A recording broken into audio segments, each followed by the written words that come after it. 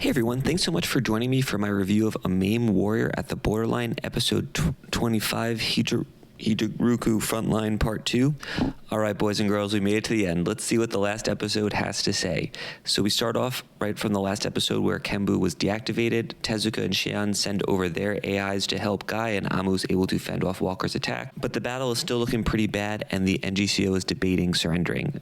German still being pursued by the Trifecta guy, and we get the reveal. I think it's a reveal that German used to work with them and basically sold them out for money. So in case we needed yet another reason to hate German, we got one. Bad guy is bad.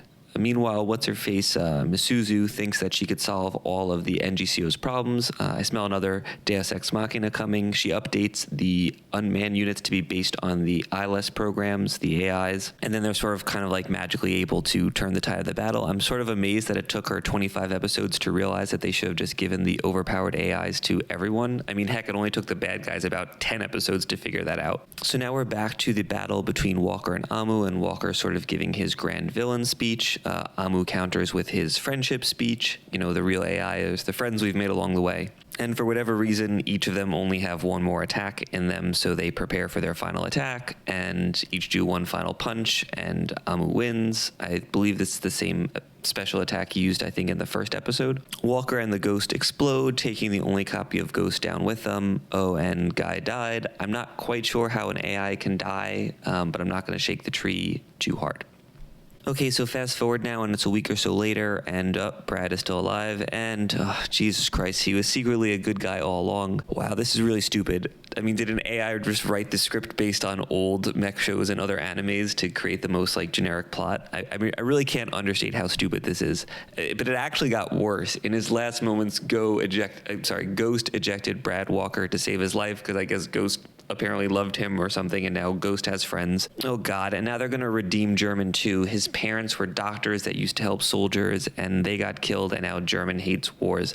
Dear God, help me. The AMAIM pilots go their separate ways, and oh great, Guy is also back alive. Perfect. So there's really no repercussions from this battle, but it's just his logic and not his memory, so at least some loss was suffered. And Amu travels to visit all of his friends he made across his journey in a montage at the end, and I swear I could have reviewed this episode without even watching it. So the first half of this episode was actually really good. It had an exciting battle, it had a good amount of suspense and action, and then at about the midway point, the show sort of fell back into its sort of like generic territory. Like, the show had a somewhat realistic presentation.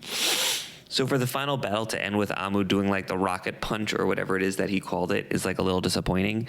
The ending also seemed a little bit rushed, with basically all four plots resolving each other independently over the course of like 30 seconds. Like, the US military guy gets taken down by internal affairs, German gets killed by the Trifecta guy. Well, he wasn't actually killed, but captured. The NGCO magically figures out how to make all of their unmanned units like super powerful, and whatever reason, both Walker and Amu have only one final punch of them, and that battle ends. But God, this ending was just so stupid with Walker. I mean, he's secretly a good guy the whole time, and he's like undercover trying to stop his dad from being evil, and then Ghost gets reconned into like being a good guy as well. So let's just tie the bow on this episode. So the final battle was pretty good, kind of talked about a little bit before, had good action. I did enjoy that up until the very, very end. I mean, the bad is pretty much everything else. Clearly I'm not a fan of this ending. Just way too happy and generic, and the fact that nearly everyone was redeemed and everything got tied into a neat little bow at the end was just so boring. I also disliked how Tezuka and Shion are like completely scrubbed out. Like, they've basically accomplished nothing during this battle and really haven't done anything of note for the last like 20 episodes. I mean, even their AIs have more airtime in this episode than they do. Pretty much no one else in this entire organization mattered at all to this battle except for Amu and Mizuki. And the ending just fell flat for me as well. I mean, the NGCO got some part of Japan, and pretty much everyone seems to just be fine with that, and everyone's just friends now.